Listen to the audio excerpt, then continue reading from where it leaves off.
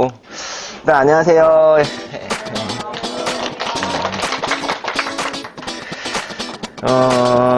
일단 오늘 진행할 내용들은 계약서 관련돼서 얘기를 하실 거거든요. 근데 일단은 뭐 계약서는 크게 어렵게 생각하지 마시고요. 일단 오늘은 아주 기본적인 거 좀 설명을 드리고, 저희가 진행 과정에 뒤에 가면은 계약서를 또 저희가 이제 여기 교재는 없지만 뒤에 시간이 또 있어요. 직접 작성해 보시는 시간들. 그러니까 그거는 제가 주제를 사전에 한번 알려드려가지고 한번 직접 써보실 수 있도록 제가 그거는 준비를 나중에 또 반복해서 진행을 하실 거고요. 일단은 그 전에 앞서서 오늘도 이제 항상 하듯이 이제 사전 스터디를 진행을 하실 건데요. 요즘에 뭐 거기 제가 아는 그 사이트나 이런 데서 이제 질문들 주고 받으시는 것들이 요즘에 계약들이 조금 이제 어렵다 보니까 좀 그동안 많이 놓쳤던 부분도 좀 많이 나오는 것 같긴 한데요. 일단 제가 먼저 하나 이제 예를 들어 설명을 드리면은 이런 경우가 있어요. 그러니까 계약금을, 이건 저희 회원님이 질문해 주셨던 거 부분 중에도 하나인데, 저희가 이제 전세 계약을 했어요. 전세 계약을 정상적으로 진행을 했는데, A라는 임차인이 진행을 했는데, 이 임차인이 만기가 돼서 나가요.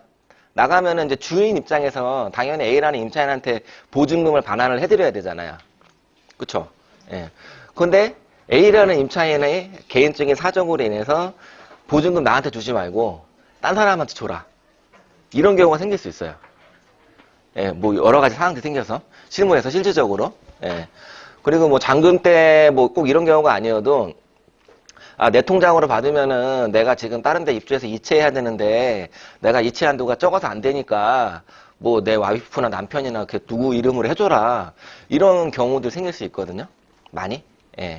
그러면 이런 경우가 생겼을 때 중개사가 어떻게 처리를 해주는 게 제일 좋을지, 중개사 입장에서. 일단은 임차인이 주인한테 그런 거를 요구를 하지 않고 거의 대부분은 중개사한테 먼저 얘기를 해요. 일단은. 여기 거의 부동산이죠. 저희가 뭐 이번에 돈 받아야 되는데 이번에 저한테 주지 마시고, 뭐 제 와이프한테 뭐 넣어주세요. 제 남편한테 넣어주세요. 이런 경우가 생긴단 말이에요.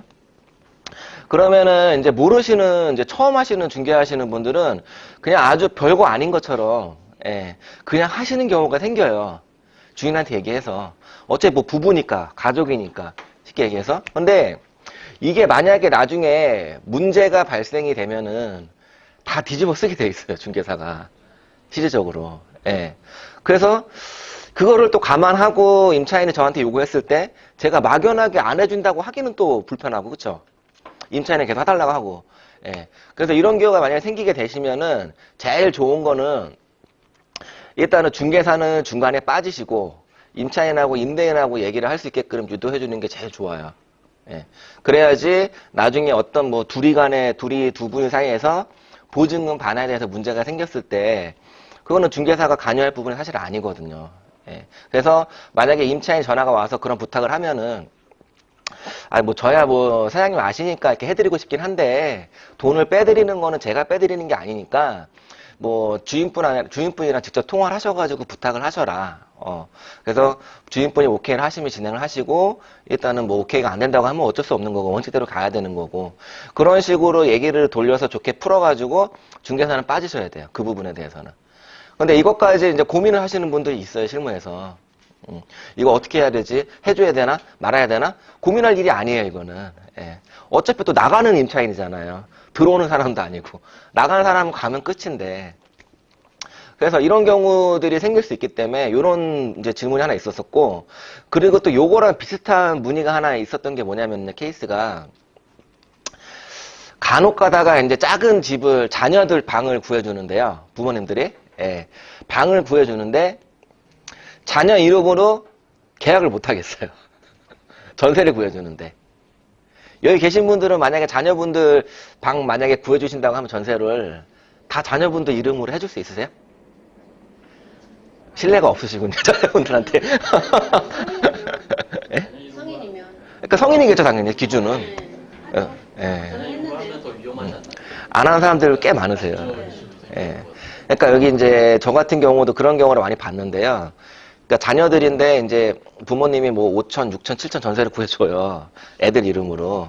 그러면은 한 2달, 석 달 있다가 저희한테 전화가 와요. 그 아들이, 자녀가. 전화 와서 저 이 방 뺄 거고 월세로 들어갈 거라고. 세상에가 아니라. 네, 이런 경우가 많아요, 사실적으로. 네, 실질적으로. 근데 부모님도 모르죠. 만기 때까지. 어떻게 알아요? 알 수 있는 방법이 없잖아요.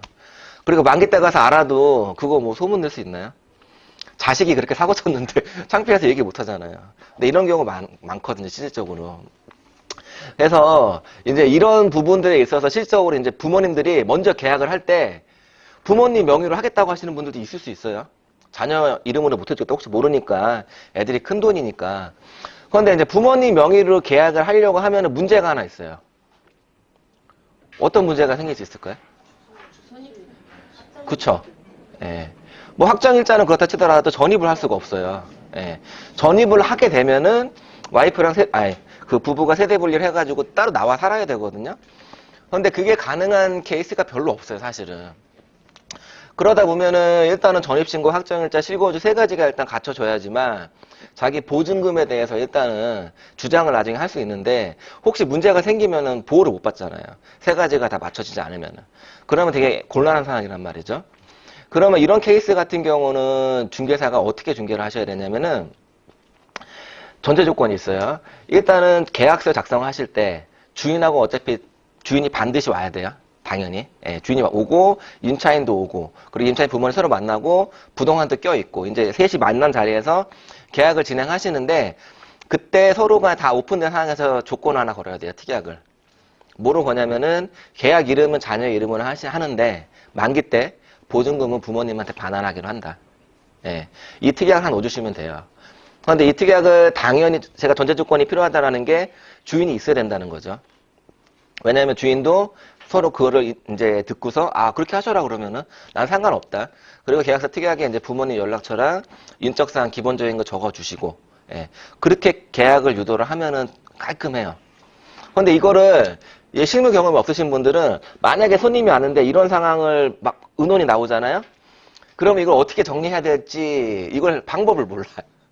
예, 그냥 엄마 이름으로, 부모님 이름으로 해야 될지, 자녀 이름으로 해야 될지, 그냥 믿고 하세요. 세상에 그런 자녀가 어딨어요, 요즘에. 그렇게 얘기를 해야 되는 건지, 부모님 전입 세대 분리해서 일로 넘어와야 되는 건지. 그래서 그거에 대해서 고민을 하시는 분들이 많은데, 고민할 필요가 없어요. 그냥 지금 제가 얘기해드린 이런 특약을 이용해가지고 쓰시면은 아주 간단하게 해결이 돼요. 예, 그러니까 이런 거는